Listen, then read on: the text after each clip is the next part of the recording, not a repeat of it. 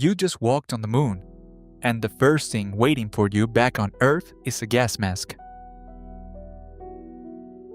Your helicopter drops toward the deck of the USS Hornet, and before anyone lets you step outside the hatch, a swimmer hands you a sealed suit and a respirator. Cameras are rolling. A president is waiting, and you still cannot breathe the open air for Neil Armstrong, Buzz Aldrin, and Michael Collins. Splashdown on July 24, 1969 wasn't the end of the mission. It was the start of a different one, and this one was about what might be living inside them. Here is the strange part. Nobody actually believed the moon was carrying anything dangerous. Decades of telescope observations, and later, the unmanned surveyor landers had already suggested a dead, sterile world with no atmosphere and no water. But suggested wasn't the same as proven, and in 1969, NASA was the first agency in history to bring material back from another planetary body to Earth. If even a fraction of a chance existed that lunar material carried a microbe humans had never encountered, the consequences could not be contained after the fact. So the agency built an entire quarantine program around the assumption that it might be wrong. Let's reconstruct what came next. As soon as the Columbia capsule splashed down in the Pacific, a Navy diver named Clancy Hattleberg leapt into the water to begin a sequence almost nobody outside NASA had heard of. Before the hatch opened, he handed in 3 biological isolation garments, full-body suits with respirator masks built into the hood. Armstrong, Aldrin, and Collins put them on inside the cramped capsule, sealed the hatch behind them, and only then stepped into the raft. Hattleberg scrubbed their suits down with sodium hypochlorite, a disinfectant, before they ever touched the recovery helicopter. The capsule itself was wiped down. The raft used to ferry them was deliberately sunk. Every surface that had touched the moon, or touched something that had touched the moon, was treated as a possible carrier. On the Hornet, you don't go to a celebration. You go straight into a 35-foot silver Airstream trailer, parked on the carrier's deck, retrofitted by a contractor called Melpar into what NASA named the Mobile Quarantine Facility. It has bunks, a small kitchen, a shower, and air filtered to keep anything inside from getting out. President Richard Nixon comes to the window to welcome you home in person, and you talk to him through a pane of glass, because that glass is the entire point. Dr. Charles Berry, NASA's chief flight surgeon, had pushed for this protocol for years, arguing that the risk might be small, but a single unscreened pathogen reaching Earth's population was not a risk worth gambling on for a few hours of convenience. The trailer stays welded to your schedule for the next 2.5 days, riding the Hornet to Hawaii, then loaded onto a C-141 cargo plane to Ellington Air Force Base near Houston, then trucked at a slow, careful pace to the Manned Spacecraft Center. You are still inside it the entire time. Reporters photographed the trailer rolling past on a flatbed.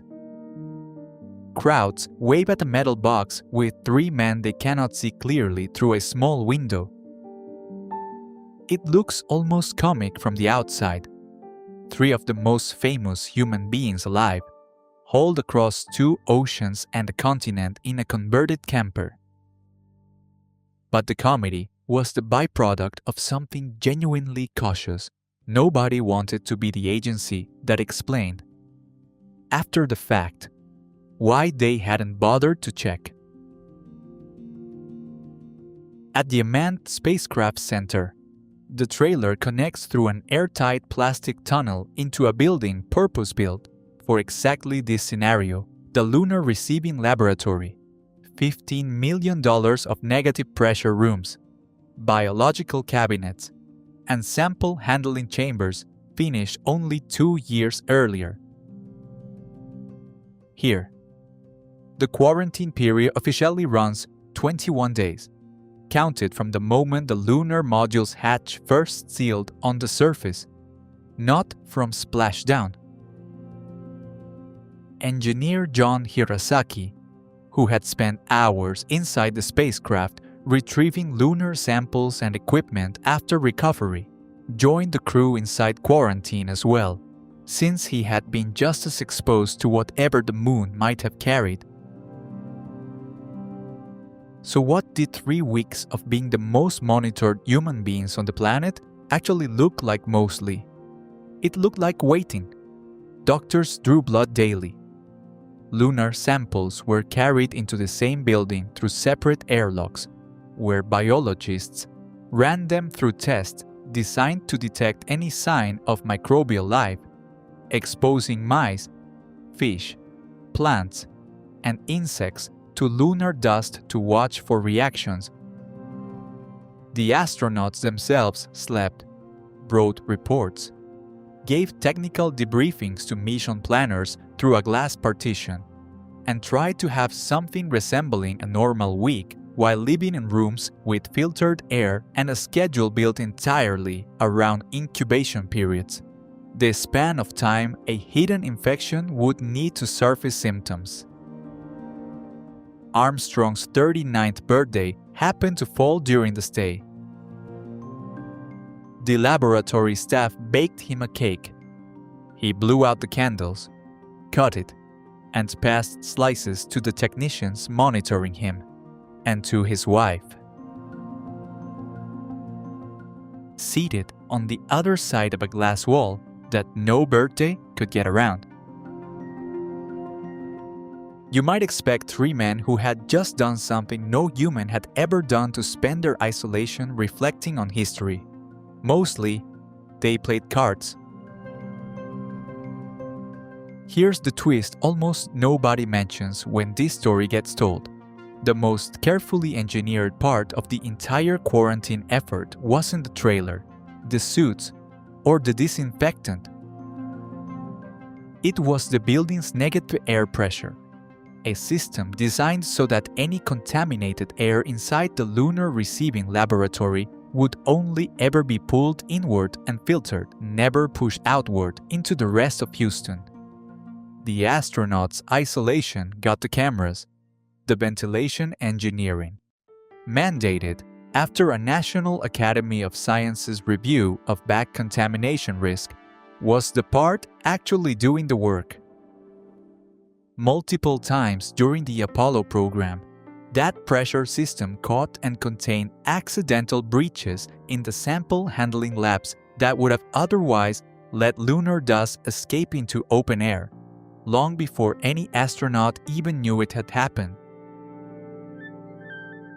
On August 10, 1969, doctors declared Armstrong, Aldrin, and Collins free of infection and released them a day ahead of schedule. No pathogen had ever existed to find.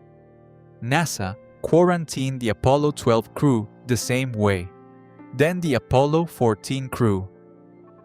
By the time Apollo 15 launched, scientists had analyzed enough lunar material to be confident the moon held no biology at all, and NASA quietly ended the practice.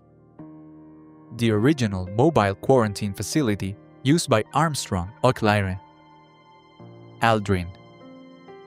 and Collins now sits preserved at the National Air and Space Museum, a converted trailer that once carried three of the most famous people on Earth past Hawaii, Texas, and a president, sealed off from the planet they had just helped redefine.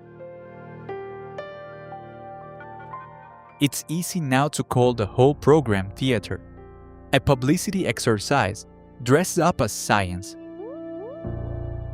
Some historians have made exactly that argument, pointing out how thin the actual containment was at certain steps. But thin containment built on real uncertainty is still a precaution, not a performance. NASA had no prior data on what a planetary body without an atmosphere might carry, and chose to act as if the answer mattered more than the embarrassment of being cautious. That instinct didn't disappear with Apollo. It's the same logic running every Mars rover sterilization protocol today, the same reasoning behind the international planetary protection treaties that govern any mission bringing samples back from Mars, an asteroid, or eventually Europa. Before you touch another world, you plan for the chance that it might touch you back. You walked on the moon, and Earth's first answer wasn't a parade.